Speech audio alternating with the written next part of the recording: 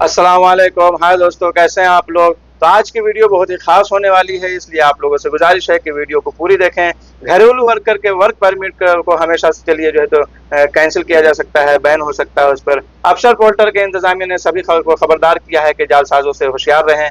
क्या है पूरा मामला, जानते हैं वीडियो में आगे। और भी कुछ जानकारी आप लोगों तक पहुंचाने वाला हूं, तो चैनल को सब्सक्राइब करके बेल आइकन को भी प्रेस कर दें ताकि आप लोगों तक वीडियो आसानी से पहुंचती रहे। तो आइए सबसे पहले बात सबसे इंपॉर्टेंट अपडेट के हवाले से करते हैं। Ministry of human resource and social development की तरफ से एक नई पहल की शुरुआत की गई है। फैसला कॉन्ट्रैक्ट के बेहतर बनाने के लिए किया गया है। इस बात की जानकारी दी गई है कि अगर घरेलू वर्कर ड्यूटी के दौरान अपने काम से गायब रहता है तो उसके टर्मिनेशन की प्रक्रिया क्या होगी। यहाँ पे आप लोगों को ध्यान देने की जरूरत है कि मंत्रालय के द्वारा कहा गया है कि अभी मौजूदा मार्केटिंग रेगुलेशन को बेहतर करने के लिए ये बहुत ही जरूरी है। इसके अलावा लेबर सेक्टर क्वालिटी को भी बेहतर करने के लिए जरूरी है कि नए नियम लागू किए जाएं। इस नए नियम के हिसाब से कॉन्ट्रैक्ट के पहले 2 सालों में अगर नियोक्ता यानी कि आपका कफील आपके खिलाफ आपके यानी कि अपने वर्कर के साथ कॉन्ट्रैक्ट इसलिए तोड़ देता है क्योंकि वो अपने काम से लगातार छुट्टी ले रहा हो, उस वर्कर को 60 दिनों के अंदर हमेशा के लिए सऊदी अरब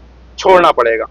अगर वो ऐसा नहीं करता है तो इसको रेसिडेंसी लॉ और लेबर कानून का जो है तो उल्लंघन माना जाएगा। लेकिन अगर ऐसी शिकायत 2 साल के बाद यानी कि अगर से 2 साल आपका अभी पूरा नहीं हुआ है, यहाँ हुआ ऐसी शिकायत आती है तो फिर आपको 60 दिनों के अंदर में अंदर जो है तो सऊदी अरब को छोड़ना होगा, अपने देश जाना होगा। लेकिन अगर ऐसी शिकायत 2 साल के बाद आती है तब बंदे के पास 2 ऑप्शन रहता है, यानी कि तब आपके पास लोगों के पास जो है तो कोई किसी के साथ भी अगर ऐसा होता है तो उसके पास 2 ऑप्शन रहेगा, यानी कि या तो 60 दिन के अंदर में देश से सऊदी अरब से ममलिकत से चला जाए या 60 दिनों के अंदर में जो है तो किसी नए कफील से जुड़ जाए। यहाँ पे 2 ऑप्शन आ गया।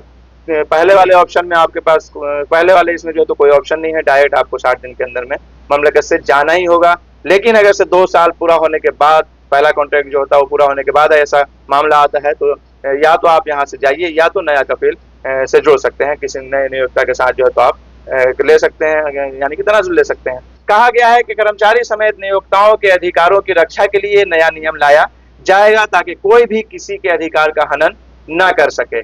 चलिए अब बात करते हैं दूसरी खबर के हवाले से। तो यहाँ पे आप लोग देख सकते हैं कि जालसाजी से बचने के हवाले से सबक वेबसाइट के मुताबिक अफसर पोर्टल इंतजामिया ने लोगों को जालसाजों से महफूज रहने के लिए हिदायत जारी किया है ताकि किसी तरह की मुश्किल सूरत हाल में मुब्तला ना हो सकें। इंतजामिया ने मजीद कहा है कि किसी भी किस्म की ईमेल या मोबाइल मैसेज जिसमें ट्रैफिक चालान के डिस्काउंट के हवाले से कहा गया हो उस पर तवज्जो न दिया जाए। अफसर पोर्टल की तरफ से हैशटैग भी चलाया गया, हैशटैग आप इस्तेमाल ना हो जाएं, यानी कि ये आपको इस्तेमाल ना किया जाए, कहीं आप ठगी के शिकार ना हो जाएं। जाहिर सी बात है, जैसा कि मैंने इससे पहले की वीडियो में बताया था कि 1 अप्रैल से ये चीज़ शुरू होने वाली है कि 1 अप्रैल से पहले जिन लोगों पे फाइन लगा है वो उनको जो है तो 50% डिस्काउंट मिलेगा, यानी कि जितना भी फाइन है उसका आधा ही आपको पे करना पड़ेगा। हालांकि इसकी दूसरे अगर से बात किया जाए तो 1 अप्रैल के बाद भी अगर से किसी पर कोई फाइन आता है, चालान आता है, ट्रैफिक चालान, तो उस पर भी 25% डिस्काउंट की बात की गई है। लेकिन अभी इस हवाले से इसको लेके जो है तो जालसाजी के मामला भी सामने आ रहा है, यानी कि लोग बेवकूफ़ बनाना चाह रहे हैं लोगों को, इस तरह का मैसेज भेज के और किसी तरीके से यानी कि कोई लिंक भेज के ये करना कि हाँ आप जो है तो आपको इतना डिस्काउंट जो मिल रहा है इस जरिए से आप भर सकते हैं, जबकि अफसर पोर्टल का कहना है कि ये बिल्कुल कोई किसी भी कागजी तरीके से नहीं होगा। तो यहाँ पे बताया गया है कि जालसाजों की जानिब से रियायती मुहिम यानी कि डिस्काउंट जो आया है ऑप्शन उसको भी इस्तेमाल किया जा सकता है, जिसकी वजह से जिसके जरिए जो है तो सादा लोग यानी कि सीधे साधे अफराद को ये तासर दे सकते हैं, ये बोल सकते हैं कि हाँ ट्रैफिक जुर्मानों में रियायती मुहिम से फ़ायदा उठाने के लिए मखसूस फॉर्म भरा जाए या ज़ाती मालूमात फराहम की जाए, यानी कि कोई ऐसा मैसेज आ सकता है जिसमें आपके पर्सनल डिटेल्स के बारे में पूछा जा सके, यानी कि जालसाजों की तरफ से। सरकारी तरफ से ऐसा कुछ भी होने वाला नहीं है, इसलिए जो है तो इस चीज़ पर ध्यान न दें। अफसर पोर्टल पर खबरदार किया गया है कि इस किस्म के किसी भी पैगाम या ईमेल यानी कि मैसेज या ईमेल पर तवज्जो न दी जाए, क्योंकि रियायती मुहिम सरकारी तौर पर जारी की जाएगी जिसमें किसी किस्म का फार्म वगैरह नहीं भरा जाएगा। गैर कानूनी तारीके वतन यानी कि जो लोग भी यहाँ पे गैर मुल्की गैर कानूनी तरीके से हैं उनको रोजगार फराहम करने के हवाले से करने वालों के इदारे आम्मा ने सख्त इंतबाह किया है, सख्त तंबीह की है, यानी कि खबरदार किया है।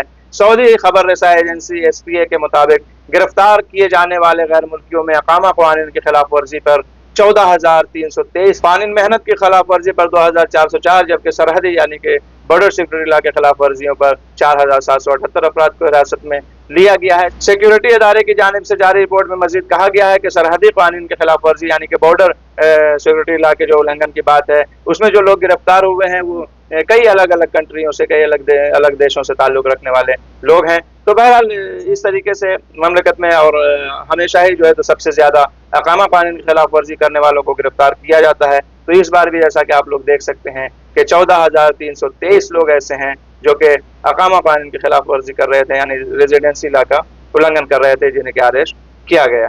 तो जाहिर सी बात है ये सिर्फ सऊदी अरब की बात नहीं है, बल्कि सभी देशों में, गल्फ के भी सभी देशों में जो है तो ये चीज़ें होती हैं, और जो भी गैर कानूनी तरीके से रहेगा वो तो कभी ना कभी जद में आएगा ही, जाहिर सी बात है।